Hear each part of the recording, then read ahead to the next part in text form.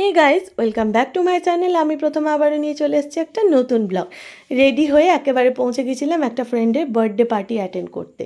ভেন্যুটা কী সুন্দর লাল আর সাদা বেলুন দিয়ে সাজিয়েছে। আর এই হচ্ছে আমাদের বার্থডে গার্ল। ওকেও কিন্তু ভারী মিষ্টি লাগছিল। তারপর টেবিলে এসে হাজির হলো দুটো সুন্দর দেখতে কেক। কেকগুলো খেতেও কিন্তু দারুণ ছিল। এই গরমে একটু রিফ্রেশ হওয়ার জন্য এই রকম একটা ওয়েলকাম ড্রিঙ্কস কিন্তু মাস্ট। শেষ হতে না হতেই চলে এলো গরম গরম স্যুপ আর এত রকমের স্টার্টার খেতে খেতে চারিদিকের ভিউটা একটুখানি এনজয় করছিলাম। তারপরে সোজা পৌঁছে গেলাম ডিনার করতে। ওরে বাবারে, এত রকমের আইটেম! ডাল মাখানি থেকে চিকেন, মাটন, ফিশ, কি না নেই, মানে কোনটা ছেড়ে কোনটা খাবো আমি তো জাস্ট টোটালি কনফিউজড।